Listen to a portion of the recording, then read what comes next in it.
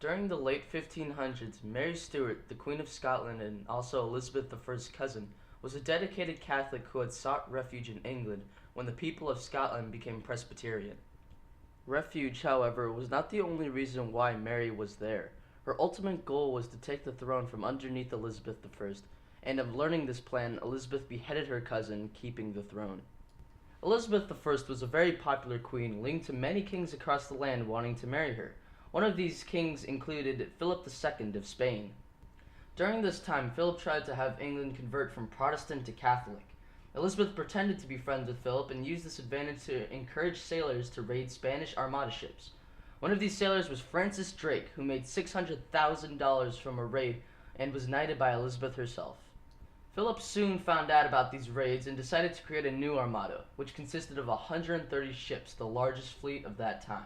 This fleet started a war between England and Spain. Spain's goal was to let England get close so they can sink their ships easier, but England had a different plan.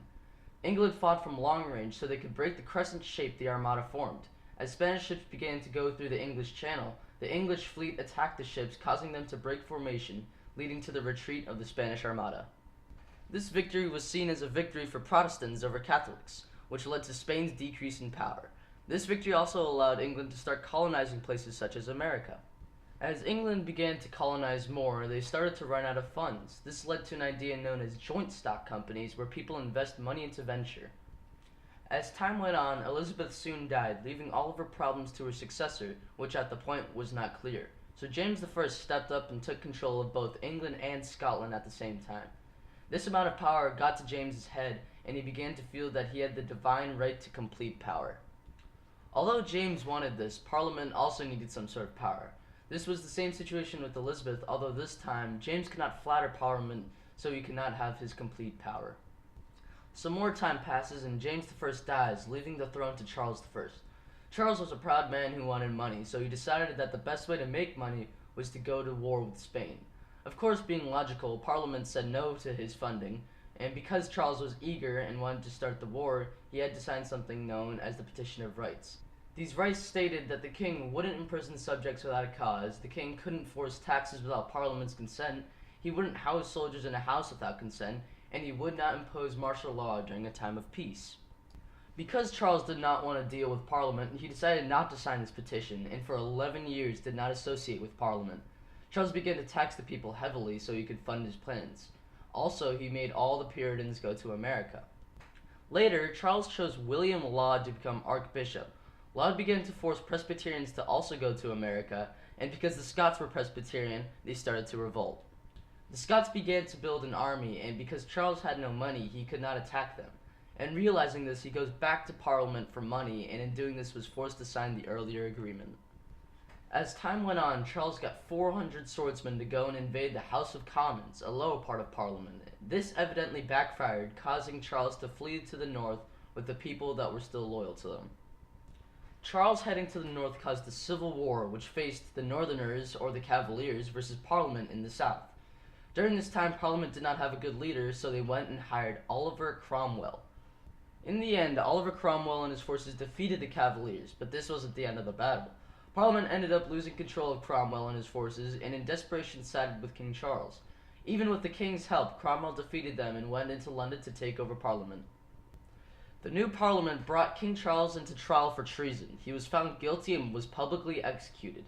After the execution, Cromwell became a military dictator. He set up a new constitution and forced everyone to follow the Puritan law. Soon Cromwell headed to Ireland.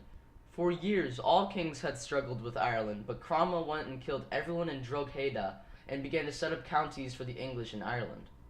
Soon, Cromwell dies, leaving the throne to his son, Richard, but having no political past was forced to resign, giving the throne to Charles II. Charles II was a moderate leader, not pushing absolute power. He also attempted to make the Puritans and Catholics happy with the Anglicans. Although Charles did all of this, he still ended up in debt. To counter this, he went to King Louis XIV to become a Roman Catholic for money. Soon, talk about the throne entered the mist. Charles had no son or relatives except for his brother James, and when Charles died from apoplexy, James took the throne. James was a Catholic and was widely unpopular, and soon political parties began to form over who gets the throne. The Tories wanted James to become king, whereas the Whigs were against him becoming king. Because of this feud, James began to assert the divine right to rule without Parliament's consent. Towards the beginning of this feud, the Tories were very loyal to James, but James abused them. He would antagonize them and appoint a Catholic man into a very high position in office. Soon, even the Tories didn't want James in office. Finally, James announced that the government was open to both Catholics and Protestants. While this was going on, James secretly started an army of 13,000 outside of London. When people got word of this, they started to fear that he would force London to become Catholic. People also began to realize that the throne would soon be open, so they began to push James's daughter Mary and her husband William to go into office. Finally, James was pushed out of the office, his army taken from him, and was forced to leave France. Mary and William were put into office as both king and queen, and would rule 50-50. With Parliament, they drafted a bill that shared the power between them and Parliament.